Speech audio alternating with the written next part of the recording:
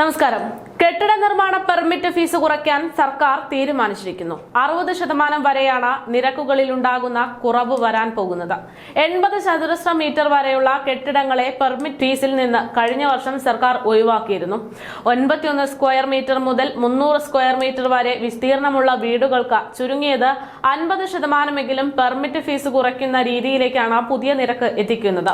കോർപ്പറേഷനിൽ 81 മുതൽ 150 ചതുരശ്ര മീറ്റർ വിസ്തീർണമുള്ള വീടുകളുടെ പെർമിറ്റ് ഫീസ് 60% കുറയ്ക്കാനാണ് തീരുമാനം.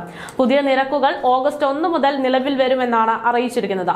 ഗ്രാമപഞ്ചായത്തുകളിൽ 81 മുതൽ 150 സ്ക്വയർ മീറ്റർ വരെയുള്ള വീടുകളുടെ പെർമിറ്റ് ഫീസ് സ്ക്വയർ മീറ്ററിന് 50 രൂപയിൽ നിന്ന് 25 രൂപയായി കുറയ്ക്കും. മുനിസിപ്പാലിറ്റികളിലെ നിരക്ക് 70-ൽ നിന്ന് 35-ആയും കോർപ്പറേഷനിൽ നിന്ന് 100-ൽ നിന്ന് 40 രൂപയായുമായിട്ട് കുറയ്ക്കുന്നത്.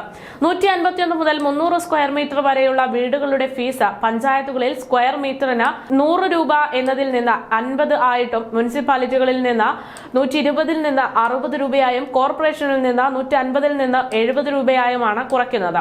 300 സ്ക്വയർ മീറ്ററിന് മുകളിലുള്ള വീടുകളുടെ നിരക്ക് പഞ്ചായത്തുകളിൽ 150-ൽ നിന്ന് 100 രൂപയായി കുറയ്ക്കാനാണ് തീരുമാനം. മുനിസിപ്പാലിറ്റികളിലും കോർപ്പറേഷനുകളിലും 200-ൽ നിന്ന് 150 രൂപയാക്കി മാറ്റും. വ്യവസായ വാണിജ്യ കെട്ടിടങ്ങളുടെ നിരക്കിലും 58% വരെ കുറവ് വരുത്താനാണ് തീരുമാനം. 2023 ഏപ്രിൽ 1-ന് മുമ്പ് താമസം, മറ്റുള്ളവ എന്നീ 2 വിഭാഗങ്ങളായിരുന്നു നിലവിലുണ്ടായിരുന്നത്. എല്ലാ വിസ്തീർണത്തിനും ഒരേ നിരക്ക് തന്നെയായിരുന്നു അന്നുണ്ടായിരുന്നത്. എന്നാൽ 2023 ഏപ്രിൽ 1-ന് കെട്ടിട വിസ്തീർണത്തിന്റെ അടിസ്ഥാനത്തിൽ 3 സ്ലാബുകൾ ഉണ്ടാക്കി തിരിച്ച് വ്യത്യസ്ത നിരക്ക് ഏർപ്പെടുത്തുകയായിരുന്നു. താമസം, വ്യവസായം, വാണിജ്യം, മറ്റുള്ളവ എന്നീ 4 വിഭാഗങ്ങളായും കെട്ടിടങ്ങളെ തരംതിരിച്ച് പഞ്ചായത്ത്, മുനിസിപ്പാലിറ്റി, കോർപ്പറേഷൻ എന്നിവിടങ്ങളിൽ വ്യത്യസ്തമായ നിരക്കാണ് ഏർപ്പെടുത്തിയിരിക്കുന്നത്. ഈ ക്രമീകരണം തുടരും എന്നതാണ് അറിയിച്ചിരിക്കുന്നത്. കേരളത്തിൽ നിന്നുള്ള പെർമിറ്റ് ഫീസ് രാജ്യത്തെ ഏറ്റവും കുറഞ്ഞ പെർമിറ്റ് ഫീസ് ആണ് എന്ന വസ്തുത നിലനിൽക്കെ തന്നെയാണ് സർക്കാർ ജനങ്ങളുടെ ആവശ്യം മുൻനിർത്തി ഫീസ് പകുതിയിലേറെ കുറയ്ക്കാൻ തീരുമാനിച്ചിരിക്കുന്നത് എന്നതാണ് മന്ത്രി അറിയിച്ചിരിക്കുന്നത്.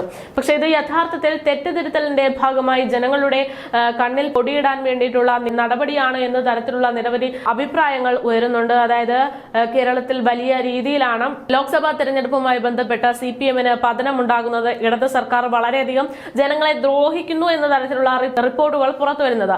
ഇപ്പോൾ അത്തരത്തിൽ തെറ്റ് തിരുത്തേണ്ടതുണ്ട്, ജനങ്ങൾക്കൊപ്പം നിൽക്കേണ്ടതുണ്ട്, അത് ജനങ്ങളെ ബോധ്യപ്പെടുത്തേണ്ടതുണ്ട് എന്നുള്ള ഒരു സാഹചര്യം ആയതുകൊണ്ട് തന്നെ ഇതിനെയൊക്കെ മറികടക്കാൻ വേണ്ടി, ജനങ്ങളുടെ ഹൃദയത്തിലേക്ക് കയറാൻ വേണ്ടി CPM നേതാക്കന്മാർ, CPM ഇടത് നേതാക്കന്മാർ തീരുമാനിച്ചിരിക്കുന്ന ഒരു മാർഗമാണ് ഇത്തരത്തിൽ നിരക്ക് കുറയ്ക്കുക എന്നുള്ള തരത്തിലുള്ള റിപ്പോർട്ടുകളാണ് ഇപ്പോൾ പുറത്തു വരുന്നത്.